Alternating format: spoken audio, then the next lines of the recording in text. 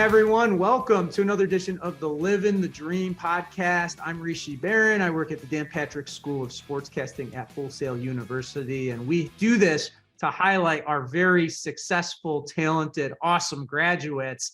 And certainly one of my favorites, I mean, I don't know if we're supposed to have favorites or not, but one of my favorites, Lakia Atkins joins us today. Lakia now works as an associate producer at Fox News, the Fox News channel. Yes, the national one. So she has already made it to that level.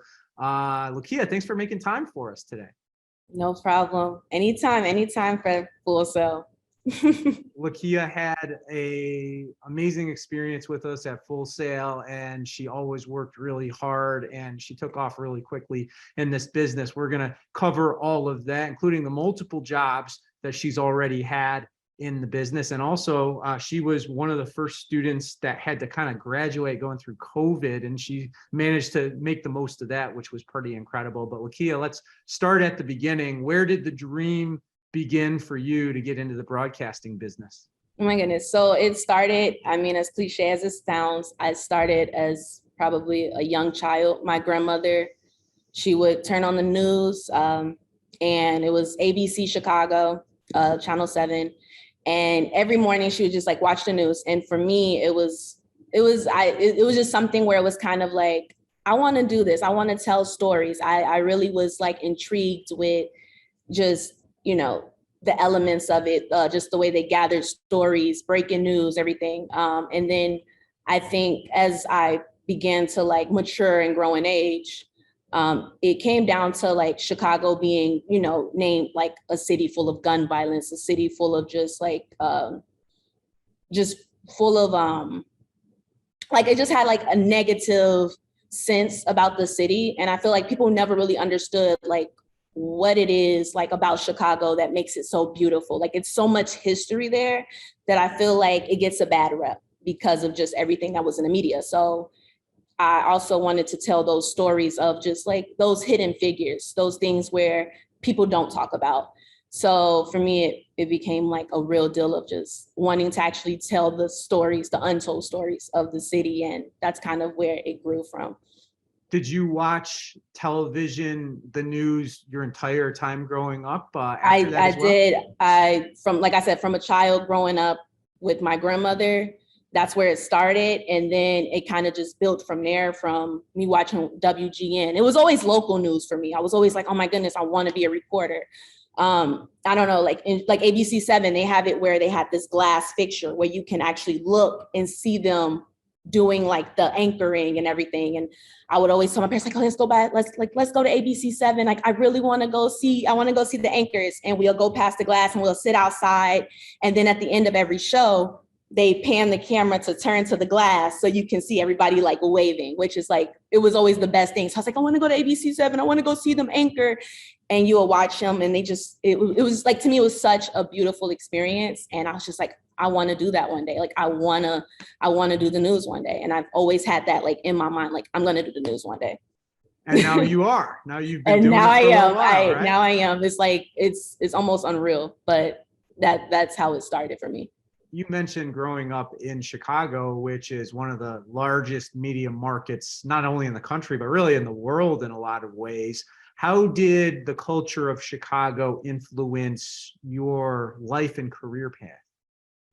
I think the culture of Chicago, I think the way it influenced me is because it's such a melting pot. You get so many different cultures and aspects, and you get so many different people that I think what really influenced me was just because it's really just like a big city, and it's almost like its own little world. So it's so many different things, from obviously sports, like, you know, we have the Bears, the White Sox, the Cubs, like the Blackhawks. Like, it's just, we have all the sports teams that you can think of, Chicago Bulls.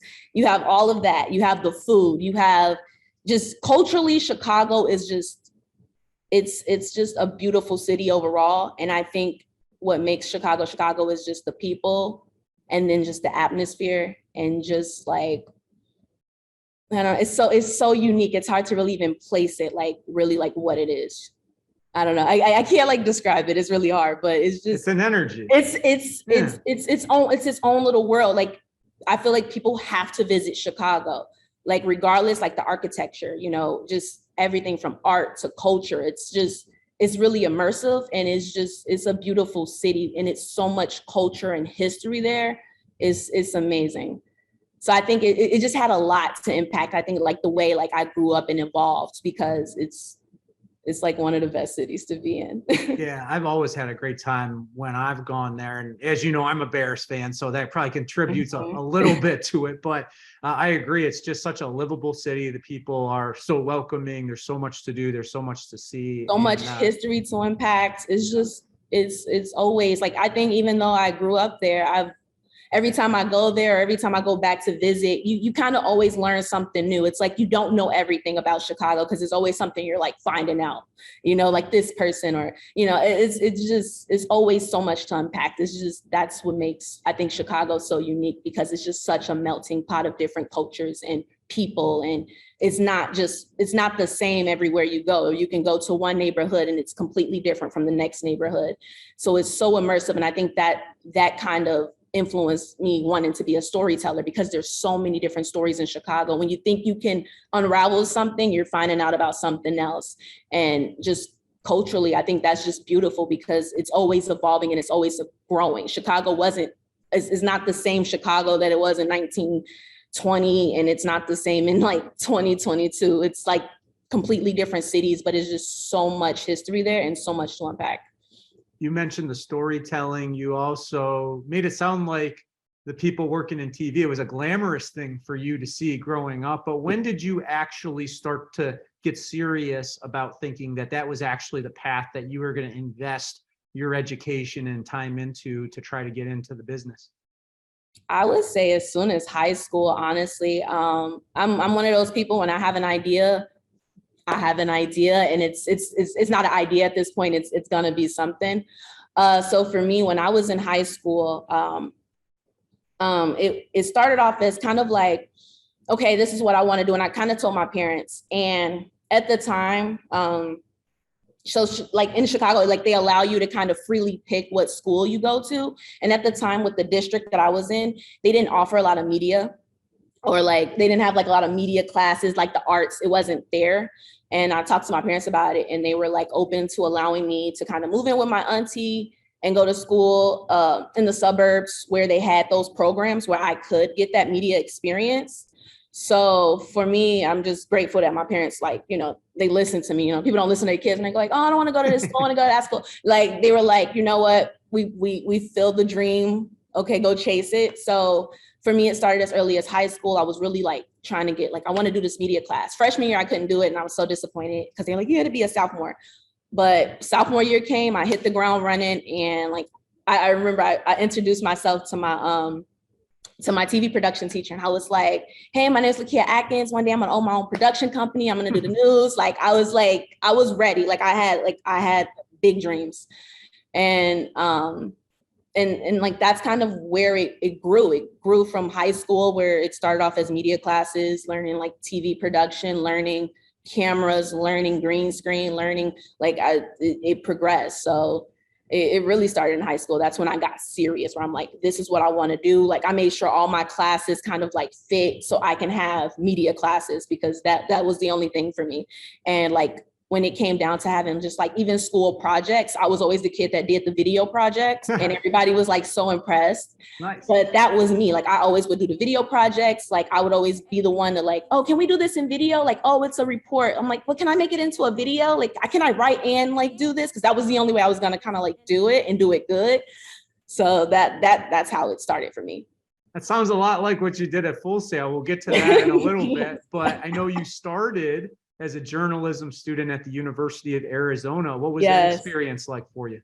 That was an amazing experience. I love Arizona. I started off in journalism there. And I had all those, like, I would say, like, those foundational classes, kind of like the history of journalism, the elements of journalism, like what it takes to be a journalism. And I really got that core history about just kind of writing. And it gave me a lot of insight to like newspaper and how that kind of influenced everything. And then from there, I was able to get like a part-time job with Arizona Public Media, which is it's like a PBS, like a local PBS station.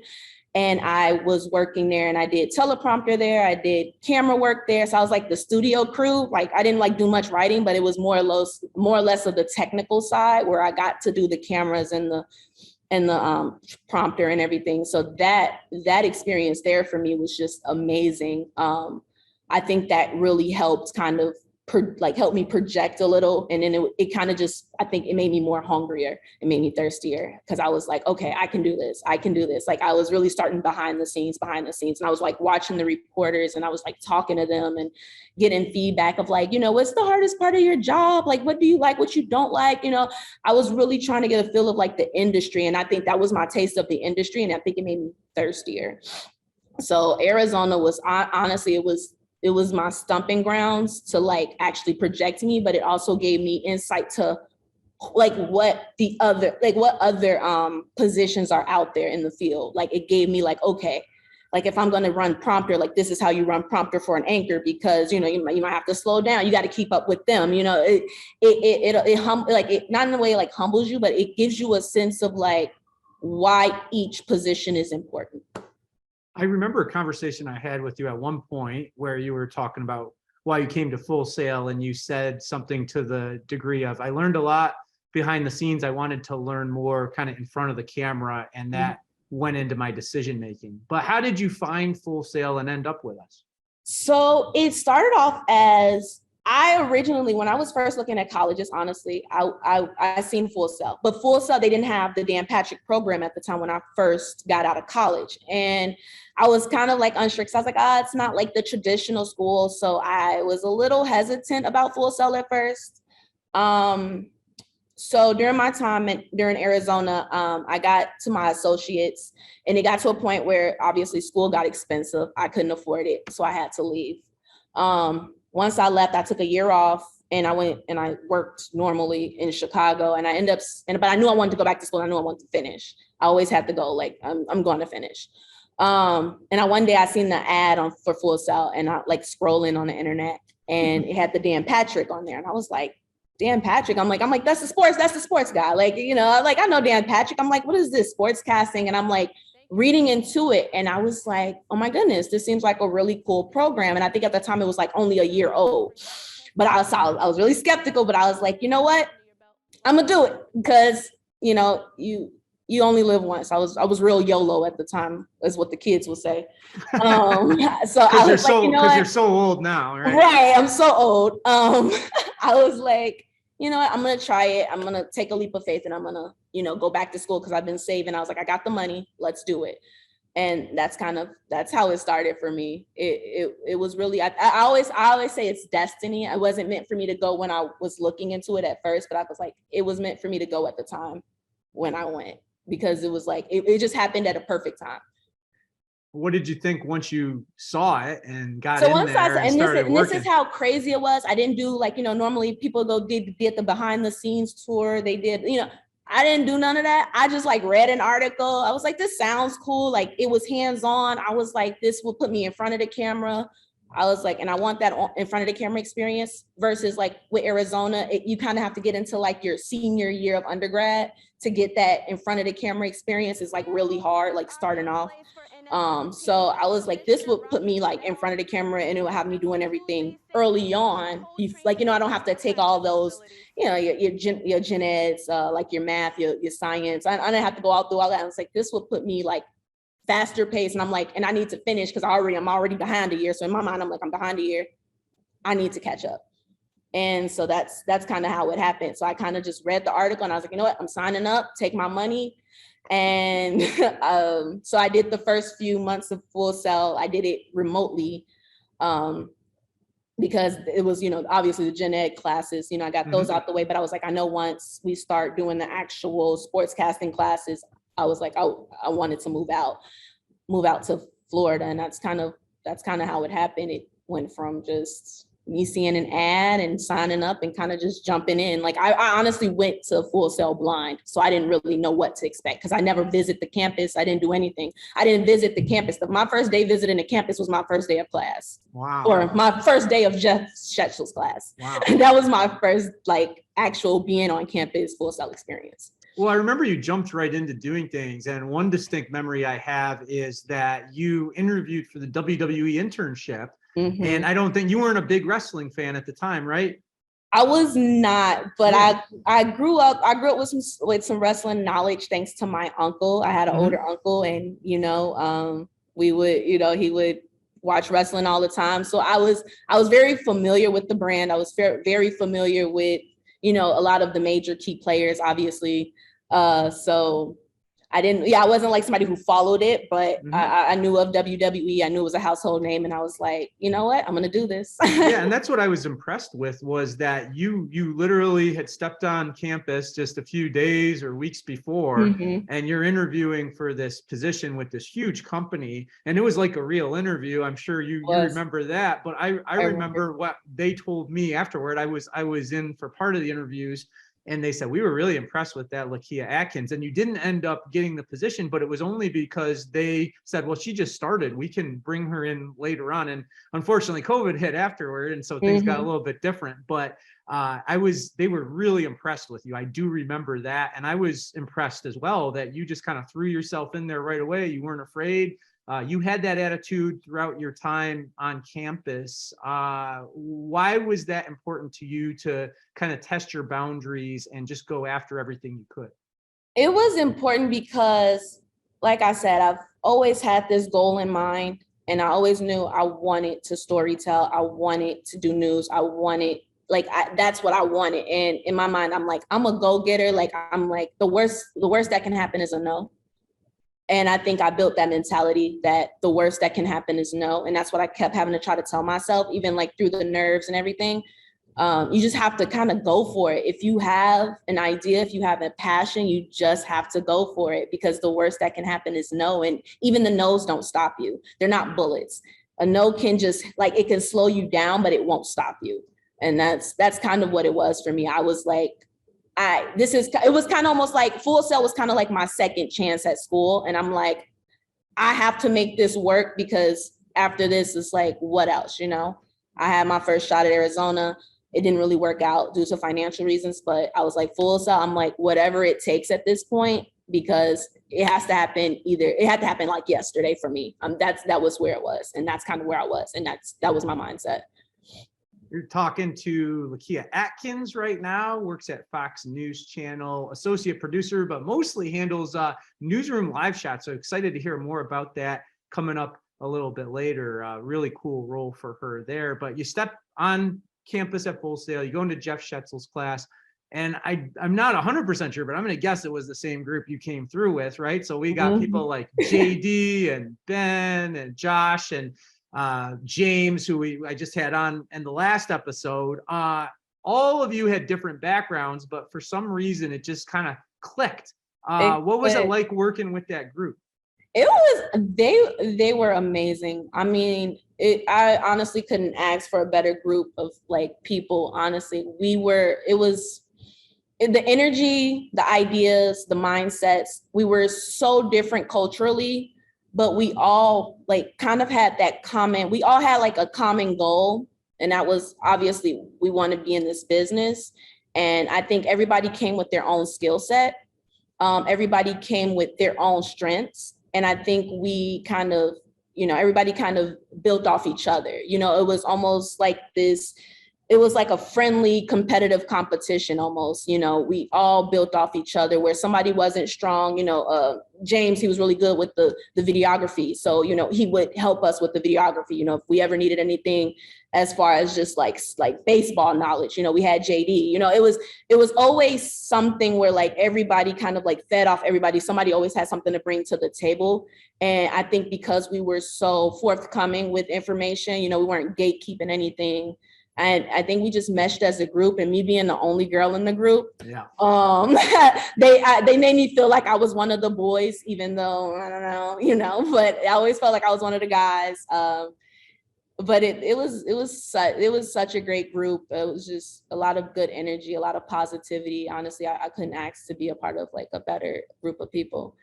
And you bring up a good point. You know, it's a different experience being a female in a group with a lot of men. And that's, you know, it's changing a little bit, but still this business has some of that in it. How did that shape you and make you stronger? Maybe the fact that you kind of had to find your own way when there weren't as many, you know, people of the same gender or who looked like you in the program coming through.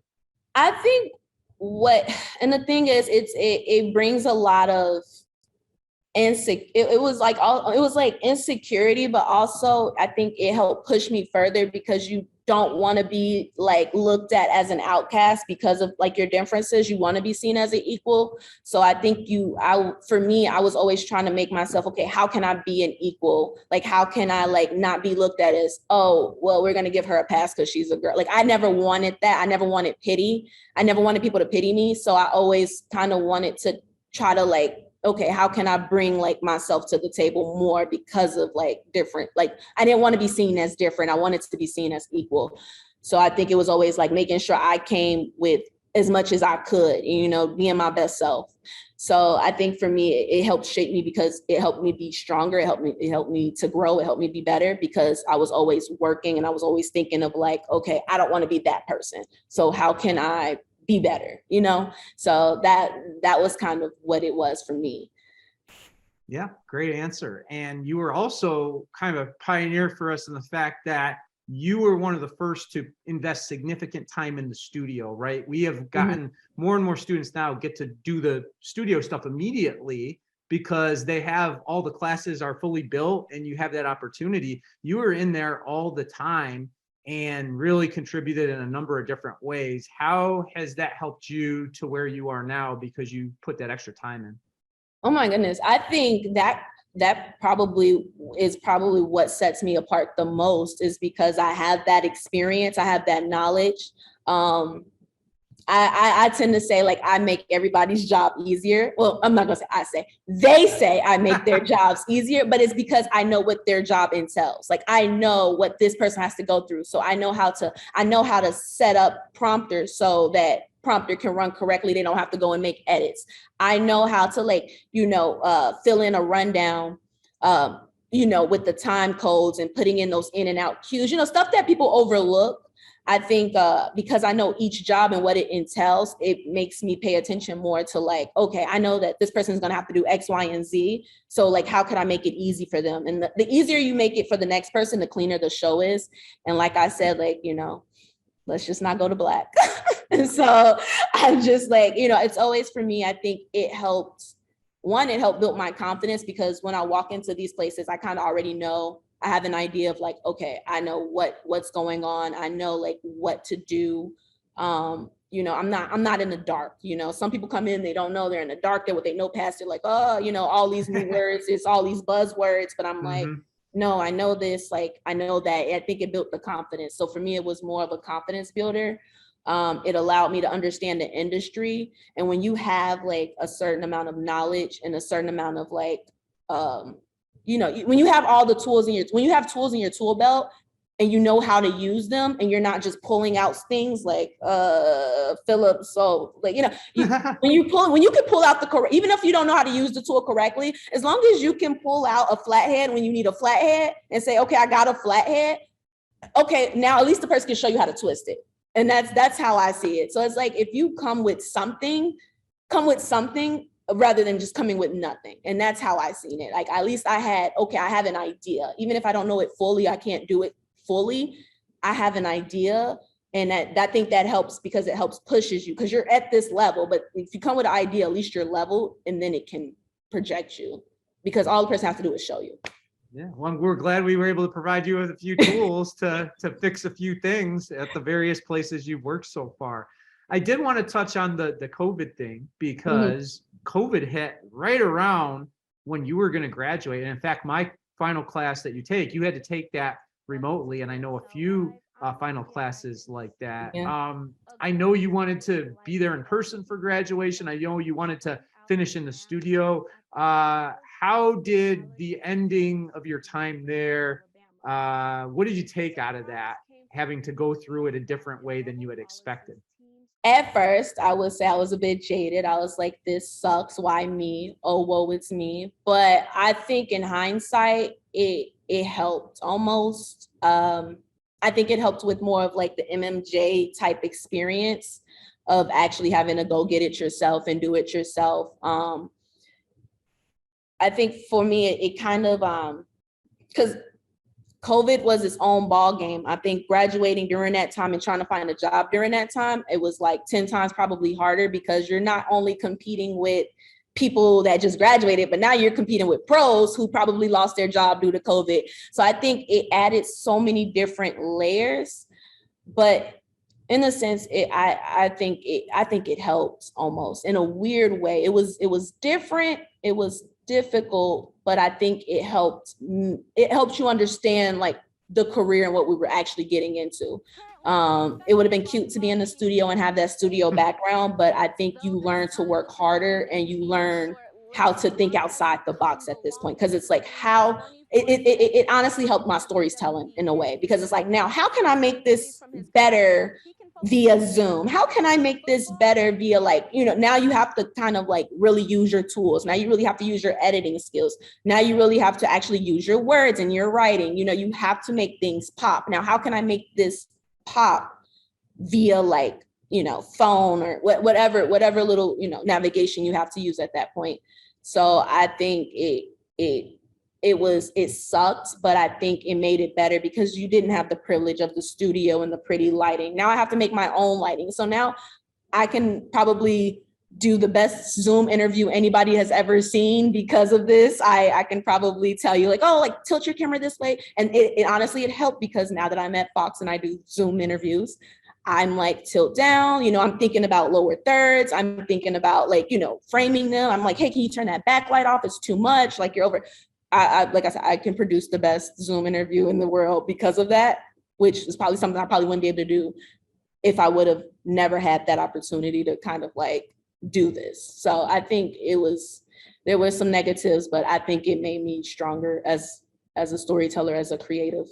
Well, I remember you took the bull by the horns and you went out and did so much stuff during that time in my class, and it was not required because of COVID and all that. And you went out, you took a day, you made a drive to shoot stand-ups. And then, best of all, you went and covered the Black Lives Matter rally in the wake of all of the terrible George Floyd and all that stuff.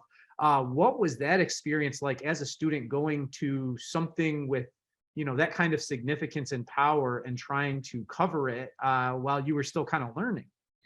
It was such an interesting experience. Black Lives Matter! Black Lives Matter! Over 100 protesters gathered in Hillsborough County in unity Sunday afternoon with an added agenda to the Black Lives Matter movement. It was because it was like while it was happening, and it was so, especially just being a Black woman and just seeing that, like in hindsight, you're like, oh my goodness, like you just see the pain and you see the hurt, and it was honestly the hardest part for me was trying to figure out what was the one story to tell. I had a hard time narrowing it down because there were so many different angles, so many different ways you could have taken that story, because there were so many stories to tell, so many backgrounds. And being in that moment, it was like almost like living in history. It was like I've captured history, and like at the time you don't realize it. Because you're like, oh, I'm trying to tell this story, but you don't realize that this story is going to be a story that lives on. This is going to be a story that's going to be archived. This is going to be, and you don't see it at the time. But it was one of the best experiences, because I remember, like, I'm like, okay, I have to find one of these protests. Like, I have to go, I'm like, who can I interview? Like, you're trying to think of just like angles. And it was so many angles, and it was so many roads you can take. And it was intense. It was chaotic, because it was during a time, like I said, I was in Tampa, and they like it was a building that caught on fire during the time, like somebody like they looted the building. So it was almost like you have to see like, okay, I have to like remain safe too. So it made me think about my safety. It made me think about just like how to really like tell a story, how to make it tighter. How it was so many angles, and it was such an experience where it was like, I think that was kind of like a pivotal moment for me with like storytelling and what I really wanted to do and like what direction I wanted to go in. Well, I was so impressed with what you put together there, and especially considering all the circumstances you just mentioned. Another thing that impressed me was how you went after the job search. And at the time, I know you were looking both for reporter jobs and producer. You kind of had a mix of both, but I remember how proactive you were in reaching out to people, and ultimately that all paid off. Can you take us through what worked for you in the job search? Because I feel like you're one of the best examples of our graduates of how to do it right. So what worked for me is it's networking. Honestly, it's talking to people, getting a sense of what's currently going on in the business. So, I think that this business that we're in, it's forever evolving. It's forever like changing, shifting, growing. And it's trying to get a sense of like what's kind of going on, like where you want to go. Like you have to, to me, it was a lot of research. So I did a lot of research, a lot of background digging, looking at companies, looking at markets, talking to people in certain markets. I went to networking events, and it was really just getting feedback and just listening to people. I think the best thing you can do in this industry is listen and like really take in what people are saying, and not be so kind of like in the limelight and have this snooty like idea of like, oh, this is what I'm doing and I'm only going to do this, or this is what I'm doing. When you have only like, when you limit yourself like that, you're limiting your opportunities, because you will be surprised where your biggest opportunity or your biggest chance comes from. I think so. For me, it's networking, and just listening and receiving feedback and not being afraid of being critiqued. What was some of the best feedback you got that helped you to get that job? Some of the best feedback I would say would be just, I will always send people my reel, and I'm just always like, what do you think? Like, what could I do better? And I think that was especially like I would send my stuff to reporters. I would send my stuff to people who are already in the field doing the job. And they would tell me what worked for them, and they'll tell me what didn't work for them. And they'll tell me like, well, if you're going to go to this market, do this. People want to help you. People will want to set you up for success. If you're a personable person and you're authentically like looking and you're trying, people will honestly help you. I was in Facebook groups. I found Facebook groups. That was honestly the best thing ever, because I posted my reel in a Facebook group. Out of like all the nerves that I had, I posted my reel in a Facebook group full of like female reporters, and like I didn't expect to get as much feedback as I got from them, but they were like, girl, like lighting here, do this, do that, put this video first because you got this video last. Like they were like ripping my stuff apart, but I think it was so informal. Like it was so much good information. And it was a lot for me to reflect on, and it was a lot for me to take in. And I think that helped a lot. It's just talking to people and seeing what you can do better, because you can always do better. You can always do better. And that feedback helped you get to where you are now, which is just a short walk to the Capitol building from the beautiful studio that you work in Washington, D.C. with Fox News. So what's it like living the dream now for you? Oh my goodness, it's almost like it's not real. It's almost like I feel like I'm flying high. I'm like, I'm living, as they say, living my best life. It's been an experience. It's been a lot of growth, a lot of just like learning about myself and learning to push myself. It's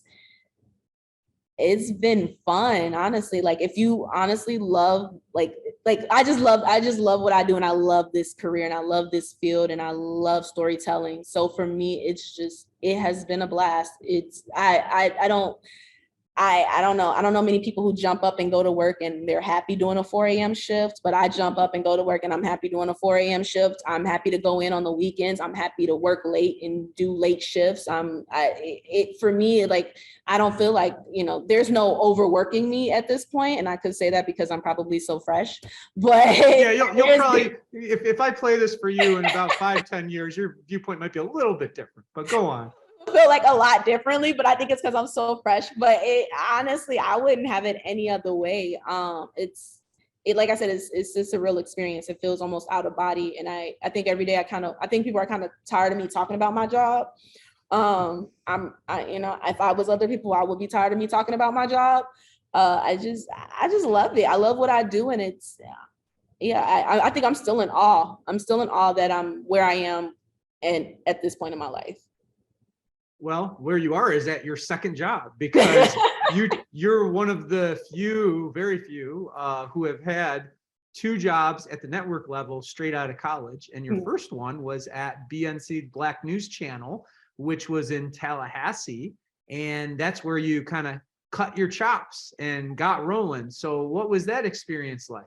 That experience was, I think that was like all the nerves, all the like, oh my goodness, like, I don't know what I'm doing. Like, I was so like almost, it's like, for me, that whole experience was honestly the best thing, because I did so much in like almost like a year. And it's almost like I think about it, I'm like, oh my goodness, I can't believe I went from, I was hired as an associate producer, and I was at a point where I was learning how to I was line producing. I line produce shows, and I was just like, from that, like I moved up. I went from associate producer, segment producer to line producing. Can you explain what all three of those jobs are for people who wouldn't know? So associate producer, I would probably put it more of a entry level type position. So for that one, you're kind of it's if you think about it, you logging sound, you're listening to like interviews, conferences, and you're like flagging things. You're helping the segment producer if they need anything. You're helping with like getting graphics made, sending like messages to graphics department to kind of help the show. You kind of like come in and you're like the helping hand. You're like the assistant. Segment producer, you have a whole segment. So at this point, you're writing questions, you're researching topics. So whatever your story or angle is, you're researching topics, you're writing questions for the anchor to ask, and they have to be like in-depth technical questions, like you learn the how, what, when, where, why type questions, no closed-ended, no yes, nos.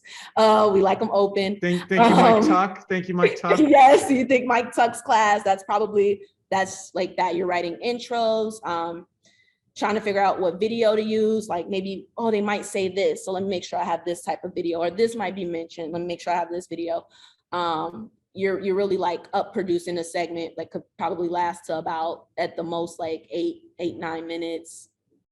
And then line producing is when you actually kind of stack the rundown. You're building the rundown, you're timing out the show,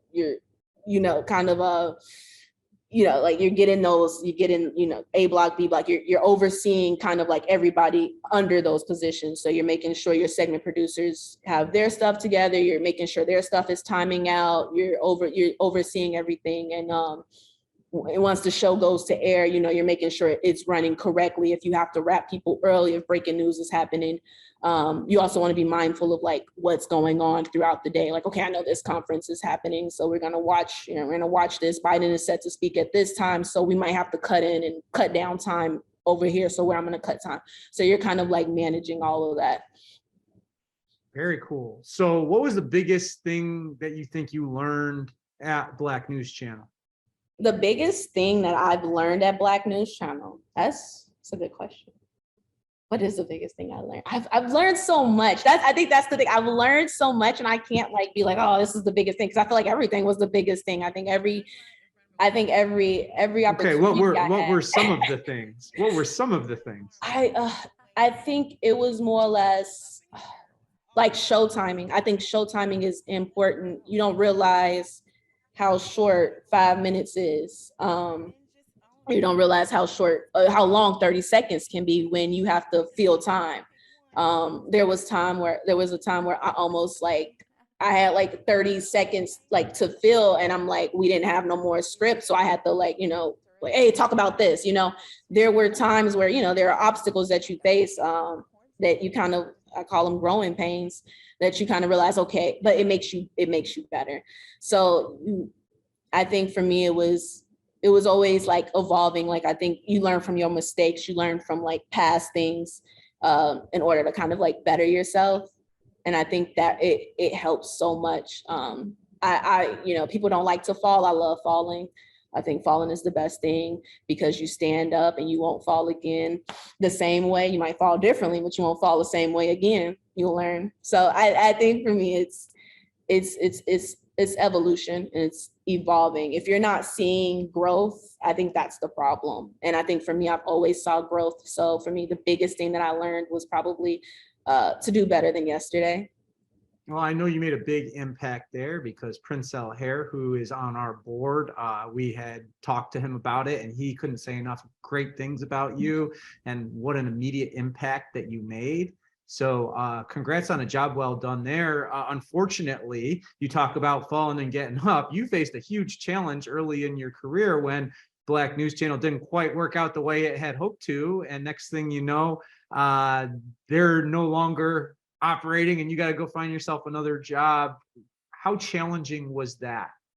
It was in the beginning, and I think it was more mental. I was like really like in an insecure place. I think it was more of me putting myself down. It started off because I was like, will people take me seriously? Because I'm like, this place no longer exists. This entity doesn't no longer exist. I'm like, is my work experience accurate at this point? Like, did I just waste almost a year of my life? Like, will I be able to get into, like, will I be able to break into this field? Cause now it felt like almost like I had a year gap. Cause I'm like, is people going to take this place seriously? And then I'm doing these interviews and some people are like, what's Black News Channel? And then I have to explain it to them, or people will be like, oh, I heard about it. And it was like almost pity. And I was getting, it was almost like, it was such a bad time where I was like, this is not good. But I think what was challenging was like also everybody knew your business. So regardless if people didn't know about you, when they looked you up, they found out about you. They found out about what happened. They found out about like everything. So it was like I was getting in these interviews and people were like almost pitying me, and I didn't like that. Mm-hmm. And then I'm like, I don't even know if these people are taking me seriously because of just like what happened. I'm like, was my work ethic like did it really mean anything?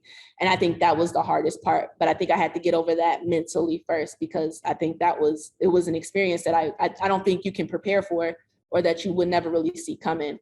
But I'm glad it happened because it taught me a lot about myself, and it made me so much stronger. And it made me actually more confident, because after that, it happened in March. It happened in March, and I ended up getting my job I got my job offer in April. So it was like a few weeks, but that's not bad at all. It wasn't bad. And I'm honestly blessed to say that, I had that opportunity. But during those few weeks, it was difficult, but I think it's kind of it was more mental. So I think this industry, it can get to you. It can get to you in your confidence. But I think if you remain confident and really remember what you know is what you know, and nobody can take that from you. And honestly, you could, I think it's more like what you know is what you know, and you can honestly accomplish anything. Nobody can take from you like what you learned.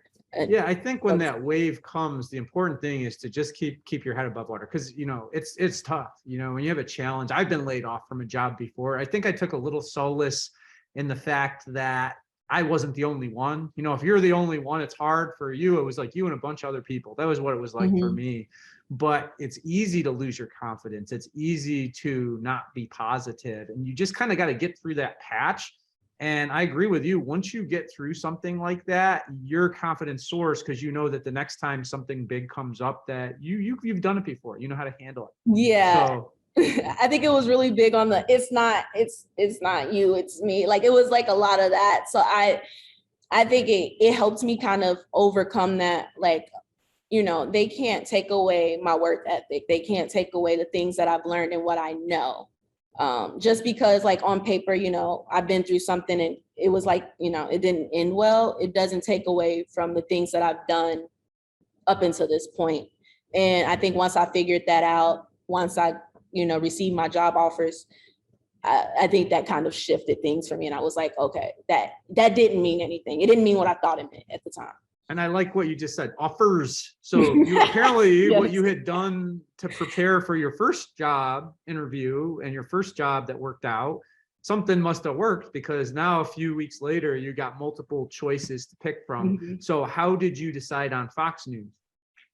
I decided, I think it was more or less because it was a household name. And it was, you know, it was the #1 news network. So I kind of just, I've always had a soft spot for Fox, and I was like, oh my goodness, you know, I think this is it. This is the one, hands down. I think it goes back to when I was younger, watching the news. You know, I was always a fan of just like, I was always a fan of Fox and Friends, you know, Laura Ingraham. Like I was always kind of like, that was my news growing up, on network level versus like watching local. But I was always like a big Fox girl. So I think for me, that was kind of like, it was almost like the dream opportunity. So I think awesome. I was like, this is it. Like, this is me. And to be in DC, I think that was icing on the cake. Yeah, that's amazing. Yeah, and you know, places operate differently, right? So I'm sure there were a lot of the fundamentals that were the same, that were easy to go into, but you know, people use different words for things. People have different ways of doing things. I think both of those two channels, Black News Channel and Fox, they both have very different target audiences. So how was that transition going from one network to another? It was really unique because they used two totally different rundown systems. So, you know, you had iNews, and you had like you had two totally different rundown systems. So I had to relearn a whole new rundown system. But in a sense, they're all kind of the same. But you know, but without Full Sail, I wouldn't have had that rundown building experience. But once you get one, you know how to like kind of navigate the next one. But you know, obviously the hotkeys change, lingo changes, style changes, and what an associate producer does at one network may not be the same job duties as what they do at another network. So you know, job duties changed, and for me, it was different, but it wasn't hard because I think you kind of have a sense of like, you know, lower third Chiron, you know, the words change, but the meaning is still there. You know, the storytelling is still there. It might be a different target audience, but you just kind of just shift the narrative, which isn't, to me, it's not hard. I can't speak and say it's hard, but it's not hard to like, you know, shift the narrative. And that's the point of this industry. You got to think about, who are you talking to? Who am I telling this story to? And I think that's honestly, that's the industry. So I'm just kind of like, you know, it wasn't like a difficult shift. It was just like, I just have to kind of change my vocabulary and style. Yeah. Great. So you said associate producer, one station can be different than another. I know your job now, you do a lot working with live shots. Can you explain what your job is now specifically in terms of that? So I am considered, so I'm out the DC bureau. So I don't work on a specific show, but I am a newsroom producer who does live shots. So I can get assigned a reporter and we have a specific story that we're talking about for the day. So like just for example, like Biden's infrastructure, he's passing the bill. So if that's like kind of like our angle for the day, I'm looking for the latest sound. Who's talking about what? Who's saying something? Are there press conferences going on? Are they holding a vote today? Like is Congress in session? So I'm listening to that. I'm looking at like the latest updates. You know, what is happening with the bill? Is it being blocked? Is, you know, like, you know, who's doing what? So I'm searching for sound, I'm looking for video, I'm pretty much helping the reporter gather elements. So we're gathering things, and we're just coming up with the latest story so they can get requested for a specific hour. And and they have a hit in that specific hour. So we prep and we get ready for that hour, but then they could probably have another hit in the next following hour. And then we have to prep for that as well. But how are we going to change the story? Because we just told this story in the last hour, and now if somebody's watching for 2, 3, 4 hours, they're like, oh, they just did that. And I don't like that. I don't like that we just did that. Mm-hmm. I like to switch it up. So what's the next new sound we can use? How can we retell this story and make it fresh? And how can we make it exciting and still like different?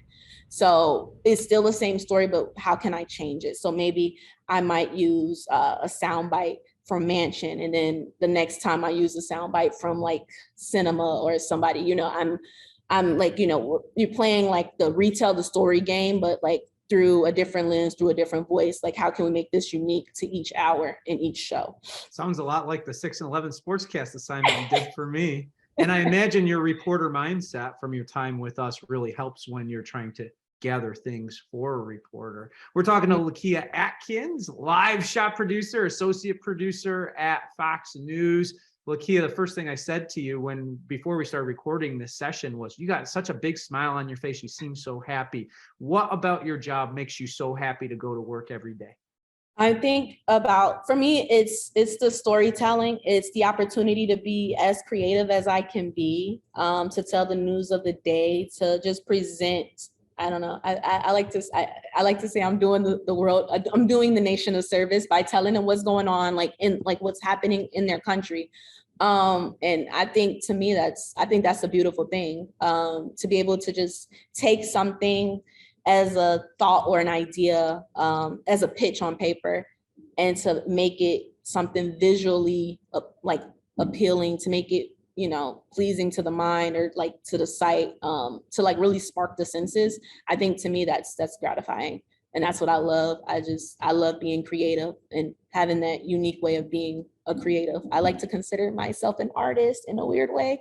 Absolutely. And it's almost like an art. You're taking something as an idea and you're turning it into something visually. So that is you gave me art in that description. It was an artistic description of what you do and why you love what you do, which is why you came to us, and it's what we wanted you to do. So we're just so happy for you. But I gotta look forward too, right? You told me earlier you're just 25, but you got the whole world ahead of you. So what's the next dream that you're chasing as your career evolves? Oh my goodness, as my career evolves, I think my next dream, and this is probably going to sound super cliche, but my next dream is to kind of just learn as much as I can. I want to take on every position, every aspect of the newsroom that I can. Like I said, I started off like behind doing prompter. I started prompter, doing this, doing that, and I want to keep that going. So I want to hold management positions. I want to hold, more technical positions in front of the camera position. I want to do some of everything, because my main goal and my main dream is to start a nonprofit for at-risk youth, and to present to them and to allow them to be able to tell stories, and to allow them to introduce them to media in a way of, like I said, this goes back to what I said earlier, as like being a kid going to my parents and saying, hey, I want to go to school where I can do this. A lot of kids don't have that opportunity. A lot of kids don't have that resource, and they don't have that support from their parents.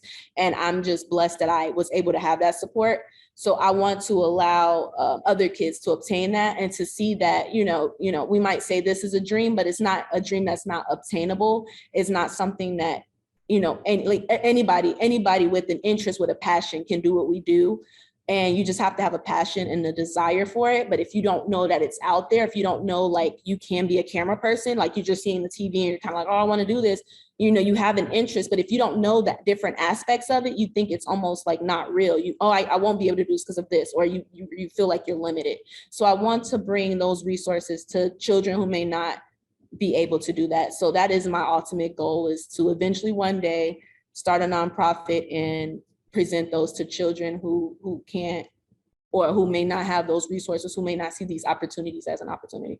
Oh, that's beautiful. I love that. And the fact that you're not just thinking about your own career, but you're thinking about how to help other people makes that especially more great. And as we said earlier, hey, retirement age, 70 years old, whatever it is these days, got a long road ahead of you. So you've got your whole world to go out and conquer. And I love that you're talking about the idea of trying to help people. So that leads us to our dream sequence at the end. We're gonna make this tight. I'm gonna make it 3 questions from now on as we do these. So first one is playing right off of that. Dream mentorship opportunity for you. I know you just mentioned what you want to do professionally, but if there were another dream mentorship opportunity for you, what would it be?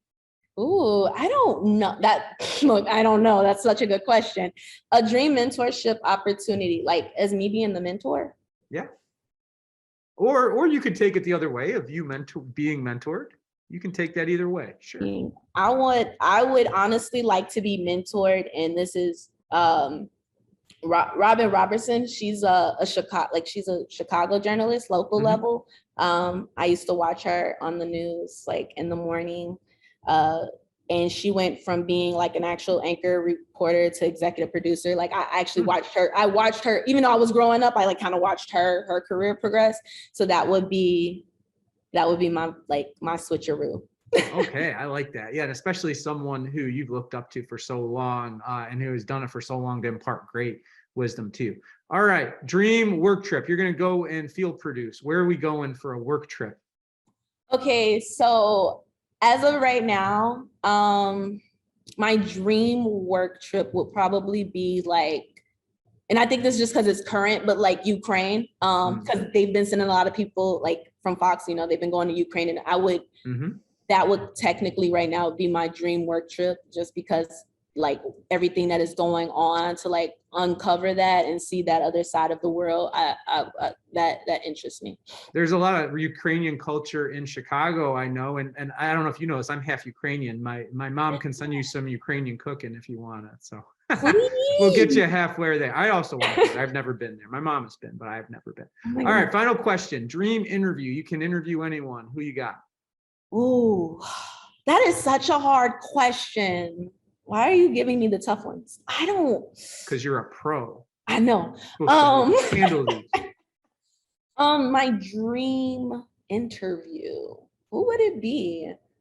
I feel like because that could be anybody. That's so many people. There's so many amazing people in the world. Oprah. Oh, that's a good one.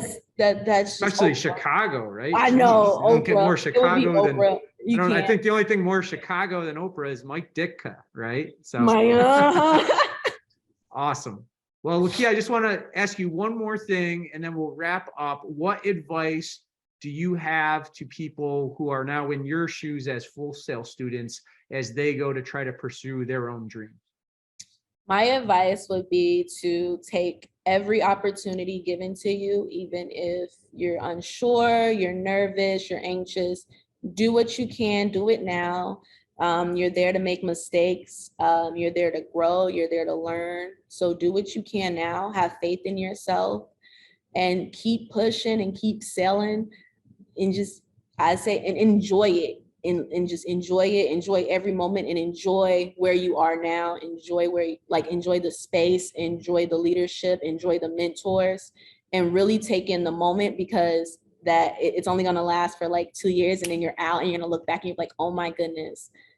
Like it's gonna fly by, but enjoy it, and don't get too caught up of trying to climb that ladder. Like maybe stay, take a breath, but don't get caught up in trying to get to the next level, because enjoy the level that you are, because that's where you want it to be.